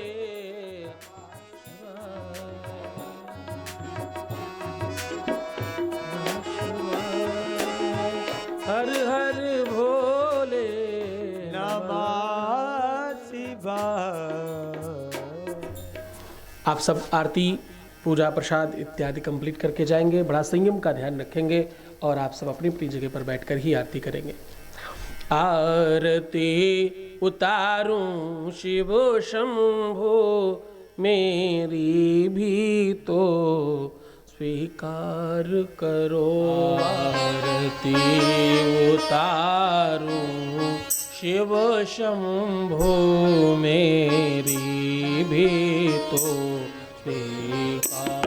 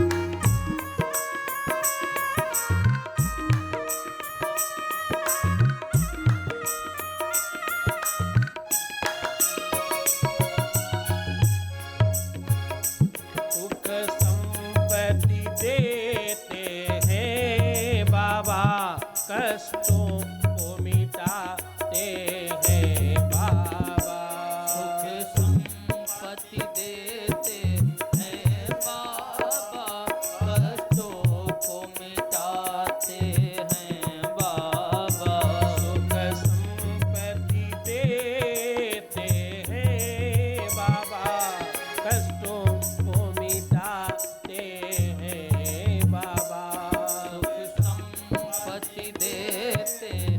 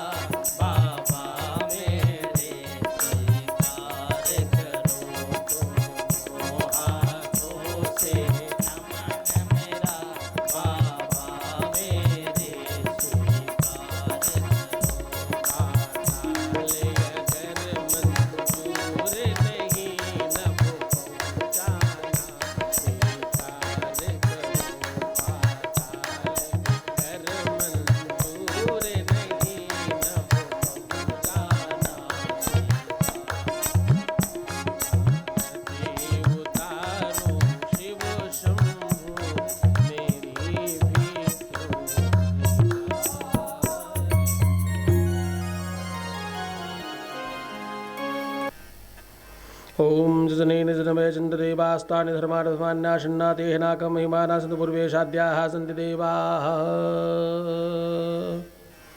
धर्म की जय हो, धर्म का नाश हो, प्राणियों में सद्भावना हो, विश्व का कल्याण हो, गौ हत्या बंद हो, सत्य सनातन धर्म की जय हो। आज के आनंद की अपने अपने माता पिता की, सतगुरुदेव जी भगवान की। हर हर हर महादेव, हर हर हर महादेव, हर हर हर महादेव शंभु। जय शिव शंभो, जय शिव शंभो, जय शिव शंभो, जय शिव शंभो, जय शिव शंभो, जय शिव शंभो। राजस्थान की पावन धरा जयपुर में बाबा शिव की महिमा और दिव्य दरबार शक्तियों का आह्वान हो रहा है। जब तुमने उसे पहली बार चाहा था तो मैं नहीं था, तुम बीच में आए और उसके बावजूद मैं कह रहा हूं कि मैं तुम्हें दूंगा। तुम्हारे विश्वास पर मुझे मिला। आप दिनांक 27, 28 और 29 सितंबर को सादर आमंत्रित हैं। स्थान है दीप स्मृति ऑडिटोरियम, शिप्रापथ, मानसरोवर, जयपुर, राजस्थान। संपर्क करें। नंबर है 9936601255, 9936601255। श्री सद्गुरुनाथ जी महाराज के प्रकल्पों में सबसे महत्वपूर्ण है आध्यात्मिक शिव नगरी की स्थापना एवं बाबा शिव की महिमा कथा एवं गौ सेवा, वृद्धा आश्रम, शिशु बाल विकास, अन्न क्षेत्र, भोजन वितरण, गरीब कन्याओं का विवाह, निर्धनों को रोजगार की व्यवस्था के साथ साथ हॉस्पिटल, योग्य क्षेत्र, आयुर्वेद धाम, ध्यान भवन, सत्संग भवन, सेवा धाम, विश्रामालय, वेद विद्यालय एवं संग्रहालय, अनुसंधान भवन, रिसर्च सेंटर, ग्रंथालय और 27 नक्षत्रों के वृक्ष, भव्य प्रेमेश्वर महादेव की प्रतिमा, शिव परिवार मंदिर का भी निर्माण किया गया है। आपका संस्थान पूर्ण प्राकृतिक वातावरण, हरियाली और शांत प्रदायक क्षेत्र में स्थित है। यहाँ हजारों लोगों को भगवान शिव की भक्ति से जोड़ने के साथ साथ सतमार्ग पर चलना भी सिखाया जाता है। यहाँ वेद, वेदांग, पुराण, शास्त्र, ज्योतिष, आयुर्वेद इत्यादि पर रिसर्च के साथ साथ शिक्षा का भी प्रबंध है। यहाँ रहने का अनुभव वैसा ही है जैसे शिव भक्त रहना चाहते हैं। आप इन प्रकल्पों से जुड़ने के लिए, दान के लिए संपर्क करें 9936601255। अधिक जानकारी के लिए 8447832114